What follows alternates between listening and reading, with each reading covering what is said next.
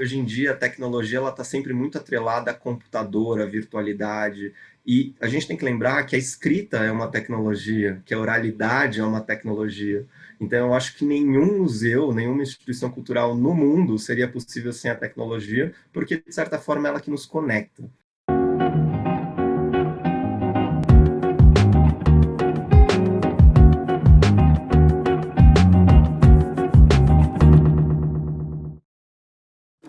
A gente reclama que as pessoas não visitam museus e tudo mais, mas, de certa forma, o papel do museu não é simplesmente guardar coisas antigas, mas é falar sobre o presente a partir do seu olhar e a partir do seu acervo. Então, como é que a gente quer falar com o público que se localiza e se utiliza de ferramentas digitais o dia inteiro, se a gente não as utiliza também? Como que essas tecnologias ajudam? Elas ajudam nisso, né? Com atraindo mais público para o museu, e possibilitando para ele uma experiência de maior qualidade.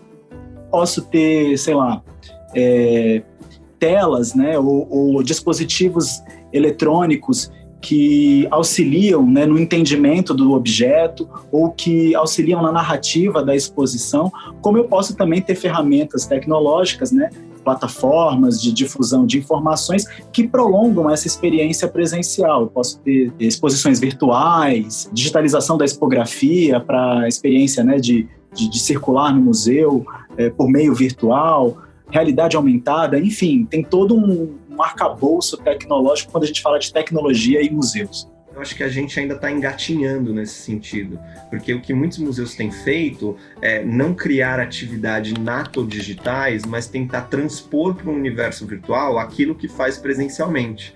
E não necessariamente isso vai funcionar. Então, você fazer uma atividade educativa virtual não é você pegar o seu roteiro e colocar ele em PDF, mas é você pensar em uma atividade que aconteça virtualmente. Da mesma forma que você simplesmente digitalizar peças do seu acervo e colocá-las online não constitui uma exposição virtual, mas você tem que pensar na expografia, você tem que pensar no aspecto imersivo, da mesma forma que você estivesse preparando a sua galeria dentro do seu museu.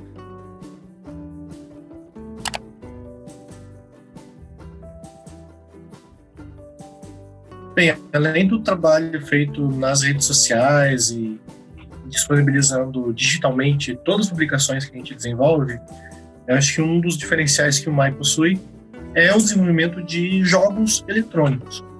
Nós temos disponível na Google Play o jogo da Bernúcia, que vocês podem baixar. Tem um jogo Jaguareté Desafios da Floresta, que pode ser usado para o ensino à distância.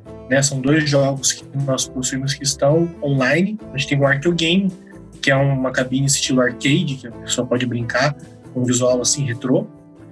O Archeogame foi a nossa primeira experiência no desenvolvimento de jogos eletrônicos. Ele é tipo um simulador de arqueologia, na qual o jogador se encontra num sítio de sambaqui e, enquanto ele vai jogando, ele vai encontrando as peças que existem no MAI. Conforme ele vai encontrando informações sobre as peças, vai ganhando pontos e disputando com os outros. O jogo da Bernúcia, ele é ambientado numa manifestação cultural que acontece na região litorânea ali de Santa Catarina, do Paraná. O jogador controla a Bernúcia. Ele controla esse bichinho de pano ambientado num cenário inspirado nas cidades litorâneas, como Paranaguá e Antonina. Ele é inspirado no jogo da cobrinha. Nós acreditamos que o uso dessas tecnologias ela amplia, né, o acesso das pessoas aos conteúdos que o museu trabalha. Disponibilizando um jogo online, você tornando a experiência da visita mais agradável, você vai ter, inevitavelmente, um número maior de pessoas interessadas.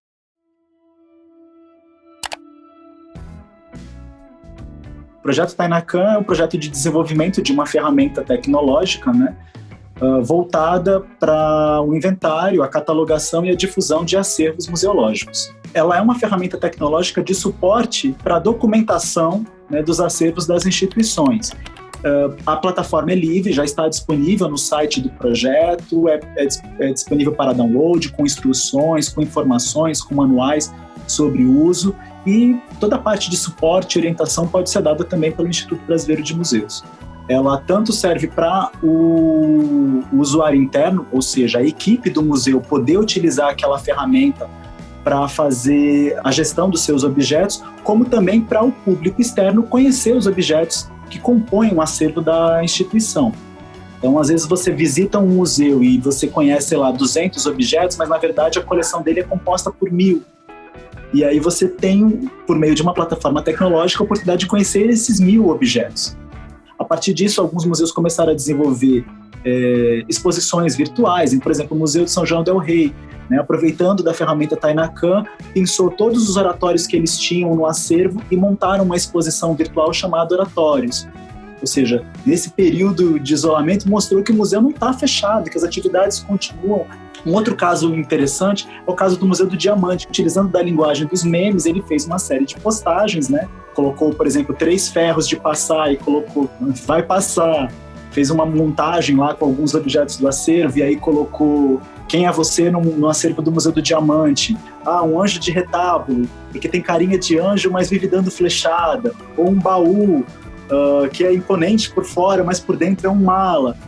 E aí coloca aquelas informações assim, cômicas, né, bem típicas da linguagem da internet, né, da linguagem dos memes, fazendo um link, conheça mais o nosso acervo, e aí coloca o link, né, do repositório para as pessoas poderem acessar as informações sobre esse acervo. A gente observou que com essas estratégias o museu até cresceu no número de usuários online, né, no número de visitantes, que é muito interessante.